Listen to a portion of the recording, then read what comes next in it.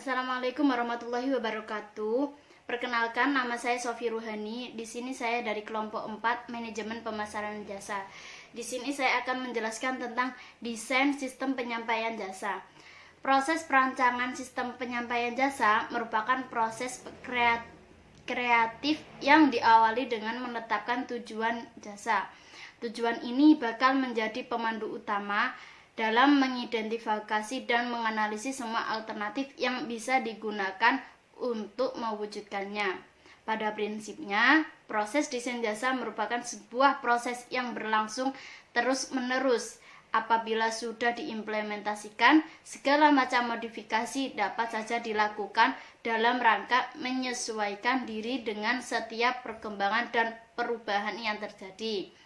Keputusan desain jasa perlu mempertimbangkan sejumlah faktor utama.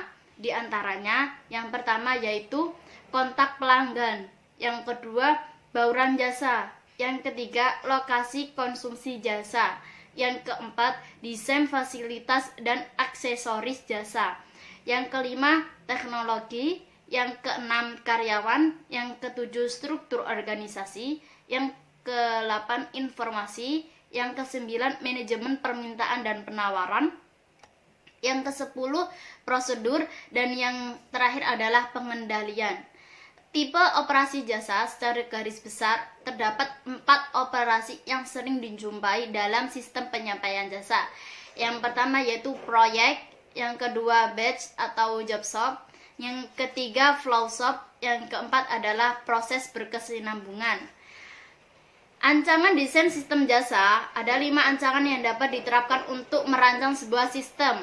Masing-masing ancangan yang ada tidak harus bersifat mutually eksklusif. Jadi sebuah perusahaan jasa bisa saja menggunakan kombinasi dari beberapa ancangan. Adapun kelima ancangan tersebut meliputi yang pertama adalah jasa personal, yang kedua ancangan lini produksi, yang ketiga memisahkan operasi kontak tinggi dan operasi tanpa kontak langsung dengan pelanggan, yang keempat partisipasi pelanggan, dan yang terakhir swalayan. Terima kasih. Assalamualaikum warahmatullahi wabarakatuh.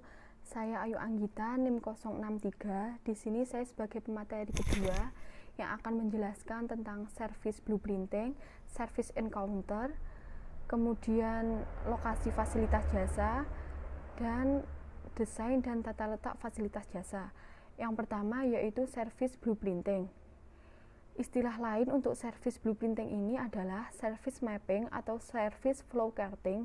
Pada prinsipnya, service blueprinting ini merupakan rancangan grafis visual yang bisa membantu para manajer jasa untuk mendapatkan gambaran holistik tentang jasa dan layanan, serta memperoleh wawasan manajerial mengenai karakteristik pengalaman pelanggan.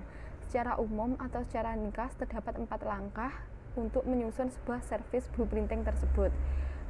Kemudian selanjutnya yaitu service encounter. Berdasarkan perspektif pelanggan, bahwa kesan paling gamblang terhadap sebuah jasa terjadi pada service encounter, di mana pelanggan berinteraksi langsung dengan perusahaan jasa.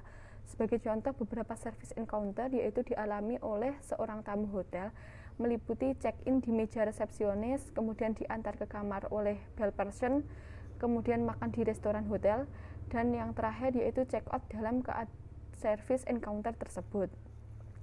Jumlah service encounter itu berbeda-beda antara jenis jasa dan organisasi jasa spesifik. Bahwa secara garis besar service encounter ini bisa dikelompokkan menjadi 3 macam, yaitu remote encounter, phone encounter, dan face-to-face encounter. Setiap pelanggan bisa mengalami salah satu atau kombinasi dari ketiga tipe ini sewaktu berinteraksi dengan penyedia jasa tertentu. Selanjutnya yaitu lokasi fasilitas jasa. Secara sederhana, waralaba bisa diartikan sebagai sistem pemasaran atau distribusi barang dan jasa, di mana sebuah perusahaan induk memberikan kepada individu atau perusahaan lain yang berskala kecil atau menengah hak-hak istimewa untuk melakukan sistem usaha tertentu dengan cara yang sudah ditentukan selama waktu tertentu dan di tempat tertentu pula. Perusahaan lain atau perusahaan induk biasanya menyediakan peralatan, produk, atau jasa yang dijual dan atau pelayanan manajerial. Sebagai imbalannya, perusahaan lain tersebut harus membayar uang pangkal dan royalti atas penjualan kotor, membayar manajemen biaya sewa peralatan, dan juga serta memasarkan produk dan jasa dengan cara yang telah ditentukan oleh perusahaan induk. Secara garis besar, ada 3 macam atau ada 3 bentuk sistem waralaba. Yang pertama yaitu produk perusahaan lain atau produk distribution franchising, di mana perusahaan induk itu memberikan keleluasan bagi para perusahaan lain untuk memproduksi dan mendistribusikan lini produk tersebut dengan menggunakan nama merek dan sistem pemasaran yang dikembangkan oleh perusahaan induk. Yang kedua, yaitu yang paling umum dan sangat banyak berkembang adalah bisnis format franchising. Yang ketiga, yaitu business opportunity venture. Lokasi dalam melakukan usaha itu berpengaruh terhadap dimensi pemasaran strategi seperti fleksibilitas, competitive positioning, dan manajemen permintaan serta fokus strategi. Pemilihan tempat atau lokasi tersebut perlu mempertimbangkan secara cermat terhadap beberapa faktor. Yang pertama yaitu akses, misalnya lokasi yang dilalui mudah dijangkau sarana transportasi umum. Yang kedua yaitu visibilitas, bahwa lokasi atau tempat yang dapat dilihat dengan jelas dari jarak pandang normal. Yang ketiga yaitu lalu lintas, bahwa lalu lintas tersebut menyangkut 2 pertimbangan utama. Yang keempat, tempat parkir yang luas, nyaman, dan aman, baik untuk kendaraan roda 2 dan untuk kendaraan roda 4. Yang kelima, ekspansi. Ekspansi yaitu tersedianya tempat yang luas untuk perluasan usaha di kemudian hari. Yang keenam yaitu lingkungan. Lingkungan ini berarti daerah sekitar yang mendukung jasa atau produk yang ditawarkan. Kemudian kompetisi. Kompetisi ini adalah atau biasa disebut sebagai lokasi pesaing. Sebagai contoh, dalam menentukan lokasi wartel, perlu dipertimbangkan apakah di jalan atau di daerah tersebut terdapat banyak wartel atau tidak. Kemudian yang terakhir yaitu peraturan pemerintah. Misalnya, ketentuan yang melarang bengkel kendaraan bermotor terlalu berdekatan dengan pemukiman penduduk. Selanjutnya saya akan menjelaskan tentang tata letak fasilitas desain dan tata letak fasilitas jasa. Ada beberapa faktor atau faktor yang berpengaruh signifikan terhadap keputusan desain fasilitas jasa, yaitu yang pertama ada sifat dan tujuan organisasi jasa. Yang kedua yaitu ketersediaan tanah dan kebutuhan ruang dan tempat. Yang ketiga yaitu fleksibilitas, yang keempat faktor estetis, yang kelima masyarakat dan lingkungan sekitar, dan yang terakhir yaitu biaya konstruksi dan operasi. Kemudian untuk tata letak fasilitas jasa itu ada 6 faktor yang harus dipertimbangkan secara cermat menyangkut tata letak fasilitas jasa. Yang pertama yaitu perancangan spasial, yang kedua perencanaan keuangan, yang tiga perlengkapan atau perabotan, yang keempat tata cahaya, yang kelima warna, dan yang keenam yaitu pesan-pesan yang disampaikan secara grafis. Terima kasih. Assalamualaikum warahmatullahi wabarakatuh. Nama saya Muhammad Hurul Amilin, NIM 001. Di sini saya akan menyampaikan materi yang selanjutnya, yaitu manajemen permintaan dan penawaran jasa. Salah satu tantangan besar dalam penawaran jasa adalah menyelaraskan kapasitas penawaran dan permintaan terhadap jasa perusahaan. Jumlah faktor kontribusi pada hal ini diantaranya karakteristik jasa yang tidak tahan lama, variabilitas dalam kapasitas jasa, dan partisipasi pelanggan dalam sistem penyampaian jasa. Dalam setiap momen tertentu, jasa berkapasitas tetap akan menghadapi salah satu dari 4 kondisi berikut. Yang pertama, pemerintahan berlebihan. Yang kedua, pemerintahan melampaui kapasitas optimum. Yang ketiga, pemerintahan dan penawaran seimbang pada tingkat kapasitas optimum. Yang keempat, kapasitas berlebihan. Pada keempat kondisi di atas, kapasitas maksimum yang tersedia dibedakan dalam kapasitas melampaui batas maksimum. Sebagai pelanggan potensial tidak terlayani dan perusahaan kemungkinan akan kehilangan mereka selamanya. Sedangkan jika permintaan berada di antara kapasitas optimum dan kapasitas maksimum, ada risiko bahwa semua pelanggan yang dilayani pada saat itu akan menerima pelayanan yang kurang sempurna, sehingga mereka tidak bakal puas. Yang selanjutnya yaitu strategi mengelola permintaan. Identifikasi faktor-faktor determinan pemerintah merupakan langkah krusial dalam rangka mengendalikan variasi pemerintahan. Sumber informasi yang bisa dimanfaatkan meliputi data penjualan historis, publikasi, yaitu koran, majalah, jurnal, buletin, dan sejenisnya. Yang selanjutnya, strategi pengelolaan penawaran. Strategi-strategi yang dapat diterapkan perusahaan jasa untuk menyesuaikan kapasitasnya dengan tingkat permintaan yang berfluktuasi adalah: yang pertama, menggunakan karyawan paruh waktu; yang kedua, menyewa atau membagi fasilitas dan peralatan tambahan; yang ketiga, menjadwalkan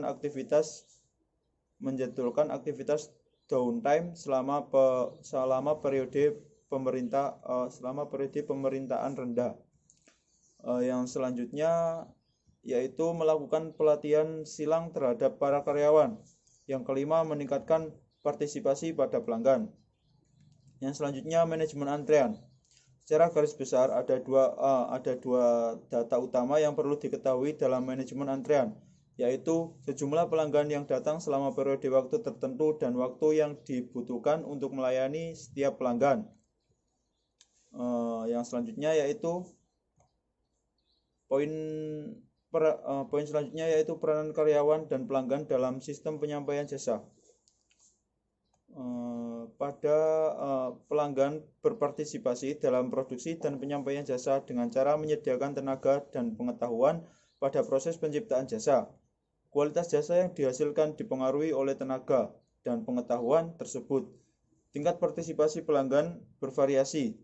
Di antaranya, yang pertama, sekedar menyediakan informasi kepada penyedia jasa. Yang kedua, produksi bersama dengan bantuan dari pekerja jasa. Yang ketiga, pelanggan merupakan produsen tunggal yang mengerjakan semua aspek service counter spesifik. Sementara itu, menurut Hubbard, dikutip dalam Zeithaml dan Bettner 2003, tingkat partisipasi pelanggan bisa dikelompokkan menjadi 3 macam, yaitu rendah, sedang, atau moderat, dan tinggi. Ada beberapa faktor yang mempengaruhi partisipasi pelanggan. Faktor-faktor tersebut bisa diklasifikasikan sebagai berikut. Yang pertama, pelanggan. Kecenderungan pelanggan untuk berpartisipasi mencerminkan seberapa aktif peran yang dimainkan pelanggan dalam memasok tenaga atau informasi pada proses produksi jasa. Yang kedua, proses jasa harus dibuat sederhana mungkin untuk mendorong partisipasi pelanggan dalam penyampaian jasa. Yang ketiga, jasa. Karakteristik dan konteks situasional juga mempengaruhi kebutuhan dan hasrat pelanggan untuk berpartisipasi dalam penyampaian jasa. Partisipasi pelanggan tidak bebas dari masalah. Setidaknya ada 4 masalah potensial berkenaan dengan implementasi partisipasi pelanggan. Yang pertama, partisipasi pelanggan dalam proses penyampaian jasa secara berkesinambungan menyebabkan meningkatnya ketidakpastian dalam aktivitas produksi. Yang kedua, minimalnya atau bahkan tiadanya interaksi antara pelanggan dan karyawan jasa dalam pemanfaatan teknologi swalayan, menyebabkan penyedia jasa sulit menciptakan loyalitas jati yang berdirikan sikap positif dan perilaku pembelian ulang tinggi. Yang ketiga, semakin besarnya partisipasi pelanggan dalam proses penyampaian jasa yang difasilitasi dengan pemanfaatan teknologi berpotensi mengubah karakteristik peran karyawan jasa. Yang keempat, apabila teknologi memainkan peran besar dalam memfasilitasi peningkatan partisipasi pelanggan, ada risiko bahwa teknologi gagal berfungsi sebagaimana yang diharapkan. Cukup sekian dari saya. Assalamualaikum warahmatullahi wabarakatuh.